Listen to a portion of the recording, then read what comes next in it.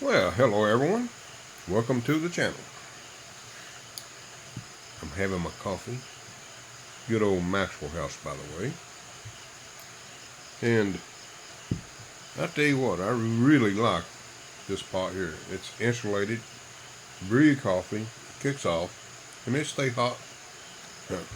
I have had it sit here half a day and still be hot. So I really like that. So if it goes bad, I'll have to get another one. Anyway, what we're going to talk about today? Let's talk about vlogging. I have found out by watching some other channels and so forth that Philippines have just passed a law which took effect from my so far, I can't confirm everything 100%. June the 10th is when it come into effect. Now this is going to affect a lot of vloggers, especially those that gets out and about. And like at beaches and resorts and road trips and so forth, it's going to affect those guys. From the information I've gathered, when you're vlogging, you want to edit your videos and block out people's faces.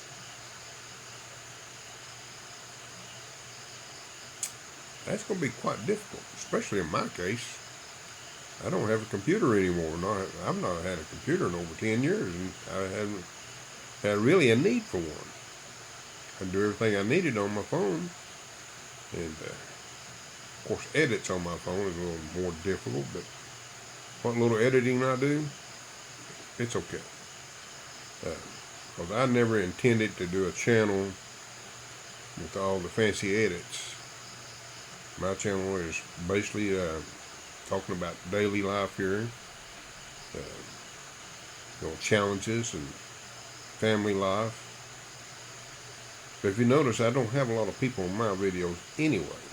Very, very seldom you'll see people in my videos.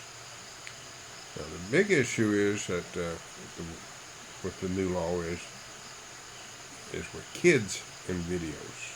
That's going to be an absolute no-no. Again, I can't confirm all this 100%, but it looks like it must be pretty definite. Because there have been several vloggers bring this up. In the mornings, that's what I do. I kind of scan and see what everybody's doing. If it's something interesting, sometimes I'll touch base on it. But you take channels like mine, they should be okay. It's the ones that enjoy showing off, the things in the Philippines that can be done, the tourist spots and so forth. That's going to be kind of sad. In a way, that's kind of cutting their nose off in spite of their face, the way I look at it. Because occasionally I do, not very often, but I do outside my home videos. And that could be challenging. But that's the way it is. And the other news is our fiesta is over with. And as you can hear, it's nice and quiet at the GMV Enterprise. Everything went over very successfully.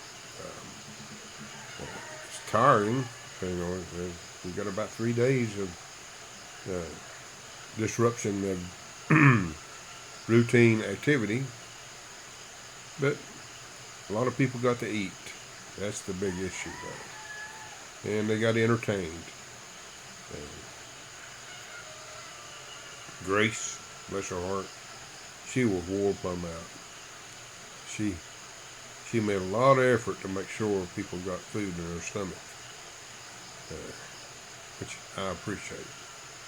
You'd be surprised how many kids come by and got food. And I got to meet some new friends. I had a friend that we actually yesterday we were preparing to go back home to the U.S. and we went out and had lunch with them. And they are such a superb family. I mean, they are people you enjoy being around. And it's sad to see them go, to be honest with you. But while we was there, we're up on our getting ready to depart, so we can go our own way again. This little girl from the playground, there's a playground near where we ate at Mr. C's, came over, and I knew right off the bat she was hungry. We had some leftover food. That child was hungry. Breaks my heart when I see that. So it was nice to be able to have food left over for her. And I noticed before we left that she was inviting some other kids over. So I didn't have time to stand by and see how many actually got to eat the leftovers. So, but it was heartwarming to see that they got food in their stomach. Who knows how long they've been without food? I don't know. But that's part of life here in the Philippines. It's not a negative. I take it as a positive. You get the opportunity to make a difference. That's the way I look at it. And here on the home front, things are starting slowly to get back to normal. Grace's sisters, her sister, not sisters, her baby sister went back to Siberia yesterday, and two of her cousins, they went back. They had work to return to.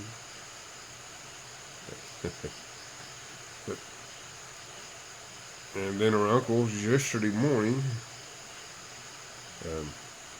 they left, I think around 10 or 11, something like that. Her sister left much earlier. I happened to be awake because they was going to catch the 5 a.m. ferry. So I was sitting here having coffee, and they made the effort to come up and tell me bye, give me a hug. That was quite nice. It's amazing how much change I've made in their lives over the years. It's a good feeling to see their success and the efforts and work ethics they've have gathered, and also with the education they got.